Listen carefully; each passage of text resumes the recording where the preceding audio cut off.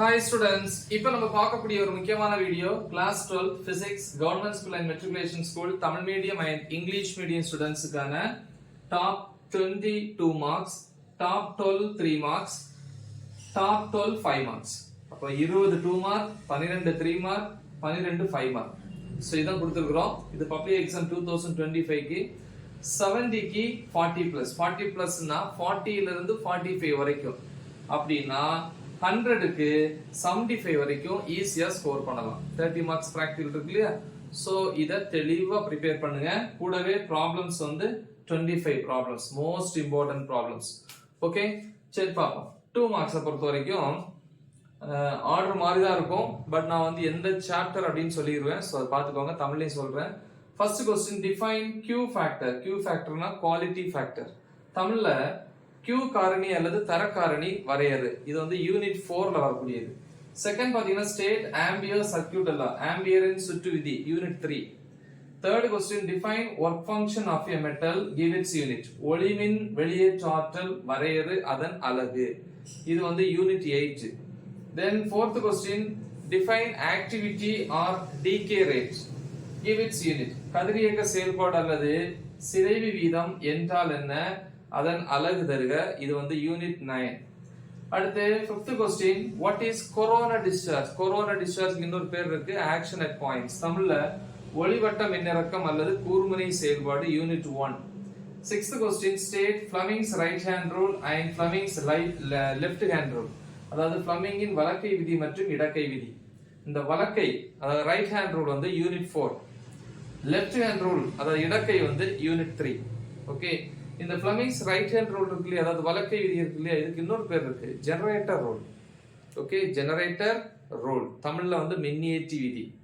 7th question displacement கரண்ட்னா என்ன, இடப்பெயர்ச்சி மின்னோட்டம், unit 5. 8th question define electrical resistivity, மின்தடையன் வரையறு, unit 2. 9th question mention the ways of producing induced EMF, தூண்டப்பட்ட மின்னியக்கு விசையை உருவாக்கும் வழிகள், unit 4. 10th question define electric field and electrostatic potential, ரெண்டு சேர்த்து. மின்புலம் மற்றும் மின்னழுத்தம் வரையறு, இது unit 1. 11th question define threshold frequency, பயன்தொடக்க அதிர்வெண் வரையறு, யூனிட் வந்து 8ல வரக்கூடியது. 12th question why does sky appear blue, வானம் ஏன் நீல நிறமாக காட்சியளிக்கிறது, சோ இது வந்து unit 6. 13th question uses of UV and IR radiation, UV மற்றும் IR கதிர்களினுடைய பயன்கள், யூனிட் 5ல இருக்கு. 14th question distinguish Fresnel and Fraunhofer diffraction, அதாவது Fresnel மற்றும் Fraunhofer விளிம்பு விளைவு வேறுபடுத்துக, யூனிட் 7. அடுத்து 15th question what is skip distance and skip zone, தாவு தொலைவு மற்றும் தாவு மண்டலம் என்றால் என்ன, இது வந்து யூனிட் 10ல வரக்கூடியது. 16th question properties of neutrino, நியூட்ரினோவினுடைய பண்புகள், unit 9. 17th question differentiate Zener and avalanche breakdown, Zener மற்றும் சரிவு முறிவு வேறுபடுத்துக, unit 10. 18th question state lens law, lens விதியை கூறு, unit 4. 19th question reason for reddish appearance of sky during sunset and sunrise, அதாவது சூரிய உதயம் மற்றும் மறைவின் போது ஏன் வந்து வானம் சிவப்பு நிறமாக காட்சியளிக்குது, இது வந்து unit 6. 20th question what are Fraunhofer lines, unit 5. ஒரே question extra, what is Bremsstrahlung, Bremsstrahlung என்றால் என்ன, இது வந்து யூனிட் 8ல வரக்கூடியது. இவ்வளவுதான் 2 மார்க்ஸ். ஓகே, இனி ஏதாவது ப்ராப்ளம்ஸ் பாத்தீங்கன்னா மொத்தமா 25 ப்ராப்ளம் தான் சேர்த்து. அதுல வந்து பாத்தீங்கன்னா 2 மார்க்ல எக்ஸாம்பிள்ஸ் பாத்தீங்கன்னா மாத்தி மாத்தி கேட்பாங்க. 2 மார்க்ல 3 மார்க்ல கேட்கலாம், 3 மார்க்ல உள்ளது 2 மார்க்ல கேட்கலாம், பாத்துக்கோங்க. எக்ஸாம்பிள்னா எடுத்துக்காட்டு 1.11 ஃபர்ஸ்ட் சாப்டர், 1.24 2.2 நாலே செகண்ட் சாப்டர், 2.4 2.5 2.13 2.27 இதெல்லாம் செகண்ட் சாப்டர். தேர்ட்ல வந்து பாத்தீங்கன்னா 3.10, ஃபோர்த்ல 4.16, சிக்ஸ்த்ல 6.5 6.15, இதுல வந்து 7th 7.2 7.17, 8th 8.9, 9th 9.1 9.7. எக்ஸசைஸ் பாத்தீங்கன்னா புக் பேக்ல இருக்கு இல்லையா, பயிற்சி கணக்குல எக்ஸசைஸ் நியூமெரிக்கல் ப்ராப்ளம்ஸ், அதுல செகண்ட் சாப்டர்ல வந்து புக் பேக்ல 3 4, 4th சாப்டர்ல செகண்ட் 1, 7th சாப்டர்ல 1. ஓகேவா? 3 மார்க்ஸ்ல பாத்தீங்கன்னா எக்ஸாம்பிள் எடுத்துக்காட்டு 8.6 8th சாப்டர், 2.3 செகண்ட் சாப்டர், 9.2 வந்து 9th சாப்டர், 9.15 வந்து 9th சாப்டர், 5.2ங்கிறது வந்து 5th சாப்டர், 1 5.3 இது சிம்பிள் தான் 5th chapter, right?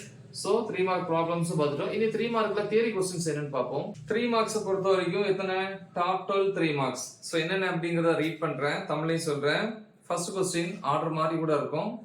Conversion of galvanometer into ammeter, அப்புறம் கேலோனோமீட்டர் இன்டு வோல்ட்மீட்டர், ஏதாவது ஒண்ணு. ஓகேவா? அதாவது கேலோனோமீட்டரை எவ்வாறு அம்மீட்டராகவும் வோல்ட்மீட்டராகவும் மாற்றுவாய், யூனிட் 3ல வரக்கூடியது. Second question advantages and disadvantages of AC over DC. நேர்திசை மின்னோட்டத்தை விட மாறுதிசை மின்னோட்டம் சிறந்தது.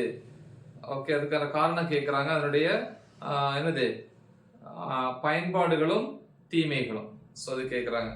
சோ இது வந்து யூனிட் 4. அப்புறம் மூணாவது क्वेश्चन பாத்தீங்கன்னா de Broglie wavelength of an electron, எலக்ட்ரானின் டி ப்ராலி அலைநீளம், யூனிட் 8.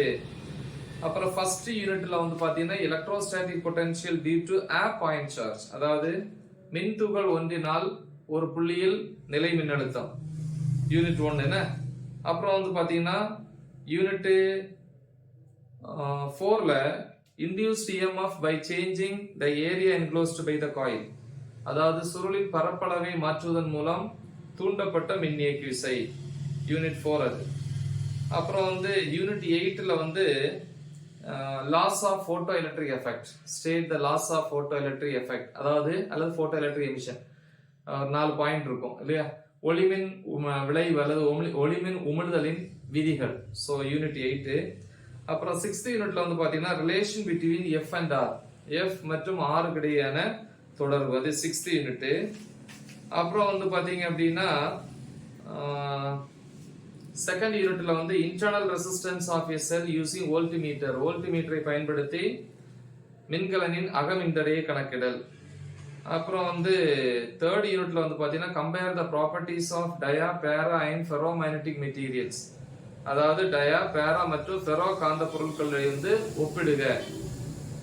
அடுத்து வந்து பாத்தீங்கன்னா advantages and disadvantages of FM modulation, அதாவது எஃப்எம் பண்பேற்றி அல்லது அதிர்வெண் பண்பேற்றியினுடைய பயன்பாடுகளும் தீமைகளும், யூனிட் 10ல. அப்புறம் spectral series of hydrogen atom, hydrogen அணுவினுடைய நிறமாலை வரிசைகள், இது வந்து யூனிட் 9ல வருது. அப்புறம் Maxwell's equations in integral form, Maxwell சமன்பாட்டின் தொகை நுண் கணித வடிவம். சோ 4 ஈக்குவேஷன் இருக்கு, 4 சமன்பாடு இருக்கு, யூனிட் 5 இது. அடுத்து யூனிட் 10ல இருந்து state and prove De Morgan's theorem, De Morgan தேற்றத்தை கூறி நிறுவுக. அப்புறம் வந்து ப்ராப்பர்ட்டிஸ் ஆஃப் எலக்ட்ரோமேக்னெட்டிக் வேவ்ஸ், மின்காந்த அலைகளுடைய பண்புகள். சோ இது வந்து யூனிட் 5ல. சரியா? இவ்வளவுதான். ஒருவேளை நீங்க அடிஷனலா படிக்கணும்னு நினைச்சீங்க அப்படின்னா, இப்ப நல்லா படிக்கிற பிள்ளைங்க படிக்கணும்னு நினைச்சீங்க அப்படின்னா அடிஷனலா சொல்றேன், தேவைப்பட்டா படிச்சுக்கோங்க. ஒன்னு வந்து பாத்தீங்கன்னா செகண்ட் யூனிட்ல state Kirchhoff's first and second rule, கிர்ச்சாஃபின் முதல் மற்றும் இரண்டாம் விதியை கூறு. ஃபர்ஸ்ட் யூனிட்ல வந்து energy stored in the parallel plate capacitor, அதாவது இணைத்தட்டு மின்தேக்கியில் சேமிக்கப்பட்ட ஆற்றல். அதே ஃபர்ஸ்ட் யூனிட்ல முடிஞ்சா capacitance of a parallel plate capacitor, இணைத்தட்டு மின்தேக்கியின் மின்தேக்குதிறன். இது 3 அடிஷனல், தேவைப்பட்ட படிச்சுக்கோங்க. ஆல்ரெடி நீங்க படிச்சிருப்பீங்க, ஏன்னா ஃபர்ஸ்ட் செகண்ட் யூனிட்ல அது வருது. தயவு செஞ்சு முடிஞ்சா படிச்சுக்கோங்க. சரியா?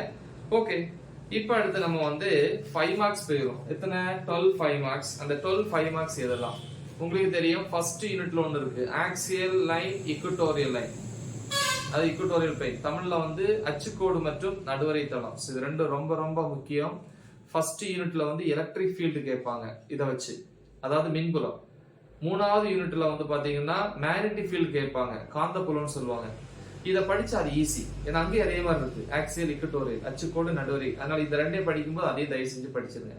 ஓகேவா? ஒரே மாடல், 3 லெட்டர் மட்டும் தான் மாற்ற வேண்டியிருக்கும். சரி, அடுத்து ரெண்டாவது வந்து பாத்தீங்கன்னா ஃபர்ஸ்ட் யூனிட்ல electrostatic potential due to an electric dipole, discuss its special cases, அதாவது மின் இருமுனையால் ஒரு புள்ளியில் நிலை மின்னழுத்தத்திற்கான கோவை மற்றும் சிறப்பு நேர்வுகள். மூணாவது வேண்டிகிராஃப் மின்னியற்றி, ஐ மீன் வேண்டிகிராஃப் ஜெனரேட்டர். அடுத்து செகண்ட் சாப்டர்ல வந்தீங்கன்னா microscopic model of electric current and obtain Ohm's law, அதாவது மின்னோட்டத்தின் நுண்மாதிரி வடிவம் மற்றும் ஓமின் விதி. அடுத்து வந்து பாத்தீங்கன்னா வீட்ஸ்டோன்ஸ் பிரிட்ஜ், வீட்ஸ்டோன் சமன்சுற்று. அடுத்து compare EMF of 2 cells using potentiometer, மின்னழுத்தமானியை பயன்படுத்தி இரு மின்கலன்களின் மின்னியக்கு விசைகளை ஒப்பிடல். இது செகண்ட் யூனிட். அடுத்து ஃபோர்த் யூனிட்டுக்கு போயிடுறீங்க. எது? சீரிஸ் ஆர்எல்சி சர்க்கியூட், தொடர் ஆர்எல்சி சுற்று.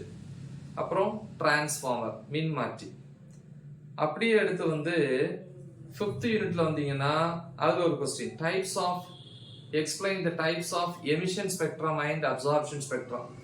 அதாவது வெளிவிடு நிறமாலை மற்றும் உட்கவரும் நிறமாலை விளக்குக. இதுல வெளிவிடு நிறமாலை தான் அடிக்கடி கேட்பாங்க. சில நேரங்களில் ரெண்டையும் சேர்த்து கேட்கலாம். கொஸ்டின் டஃபா இருந்தா ரெண்டையும் சேர்த்து கேட்கலாம், இல்லைன்னா ஒன்னே ஒண்ணு. வெளிவிடு நிறமாலை ரொம்ப முக்கியம். அடுத்து வந்து பாத்தீங்கன்னா 6th யூனிட்ல 6வது அலகுல mirror equation and lateral magnification, ஆடி சமன்பாடு மற்றும் இடமாறு அல்லது இடமாறு உருப்பெருக்கம். ஓகேவா? சாரி. அப்புறம் நேரா வந்து 8வது யூனிட்டுக்கு வரீங்க. அதுல Einstein's photo electric equation and necessary explanation, Einstein ஒளிமின் விளைவிற்கான சமன்பாடு மற்றும் சிறந்த விளக்கம், Davis and Germer experiment, Davis and Germer சோதனை. லாஸ்டா 10வது யூனிட்ல ஃபுல் வேவ் ரெக்டிஃபையர், முழு அலை திருத்தி. இவ்வளவு கொஸ்டின்ஸ் தான். சிலவங்க நல்லா படிக்கிற பிள்ளைங்க இருப்பீங்க இல்லையா, எனக்கு வந்து 40+ 10 75 மேல வேணும் அப்படின்னா ஒரு 2 5 மார்க்ஸ் சேர்த்து படிக்கலாம். இப்போ 10th சாப்டர்ல வந்து பாத்தீங்கன்னா டிரான்சிஸ்டர் அஸ் ஏ சுவிட்ச், டிரான்சிஸ்டர் சாவியாக செயல்படல், எல்லா வீடியோஸுமே நம்ம டீச் பண்ணி அப்லோட் பண்ணிருக்கோம். அதை நீங்க இந்த வீடியோஸ் எல்லாம் இந்த டாபிக்ஸ் எல்லாம் டைப் பண்ணீங்கன்னா வந்துடும், அப்படி படிச்சுக்கோங்க. ரெண்டாவது வந்து டிரான்சிஸ்டர் அஸ் ஏன் ஆம்பிளிஃபையர், டிரான்சிஸ்டர் வந்து பெருக்கியாக செயல்படாது. ஓ இல்ல சார் எனக்கு அந்த 10th யூனிட் வந்து கஷ்டமா இருக்கு, எனக்கு வேற யூனிட் தாங்க, 3rd யூனிட் தாங்க அப்படின்னு கேட்டீங்கன்னா அதுல இதுக்கு போல 2 கொஸ்டின் சேர்த்துக்கலாம். என்னது? ஒன்னு வந்து magnetic field due to an infinite long straight wire carrying current using Biot-Savart law. Biot-Savart விதியை பயன்படுத்தி மின்னோட்டம் பெற்ற நீண்ட முடிவிலா கடத்தியால் காந்தப்புலம். ஓகேவா? ரெண்டாவது கொஸ்டின் வந்து சைக்ளோட்ரான். இது 3rd யூனிட். அப்ப நீங்க 3rd இல்ல 10th யூனிட்ங்கிற டிசைட் பண்ணிக்கோங்க. அந்த 2 கொஸ்டின் இவ்வளவுதான். ஓகே, சோ இவ்வளோத்தையும் தெளிவா ப்ரிப்பேர் பண்ணுங்க. கண்டிப்பா 70க்கு 40+ அந்த அடிஷனல் சேர்த்து படிச்சீங்கன்னா 70க்கு 45 100க்கு 75 வரைக்கும் ஈஸியா ஸ்கோர் பண்ணலாம். எல்லா டாபிக்ஸ் அப்லோட் பண்ணியிருக்கிறேன். சென்டர் வாங்குறதுக்கான வீடியோ இருக்கு. 90+ 70க்கு 60+ இருக்கு. 50+ போட்டிருக்கேன். Golden 2 marks, golden 3 marks, golden 5 marks, golden problems எல்லாமே இருக்கு. 1 மார்க்ஸ் இருக்கு. அது எல்லாத்தோட லிங்கை இந்த வீடியோ டிஸ்கிரிப்ஷன்ல கொடுத்துருப்பேன். ஸோ தேவைப்பட்டா யூட்டிலைஸ் பண்ணிக்கோங்க. மறக்காம இது உங்க ஃப்ரெண்ட்ஸுக்கு ஷேர் பண்ணுங்க. வீடியோஸ் எல்லாமே இங்கிலீஷ் மீடியத்துல இருக்கும், தமிழ் மீடியத்துல இருக்கும், டீச் பண்ணியிருக்கேன். மறக்காம இது உங்க ஃப்ரெண்ட்ஸுக்கு ஷேர் பண்ணுங்க. All the best. தேங்க்யூ.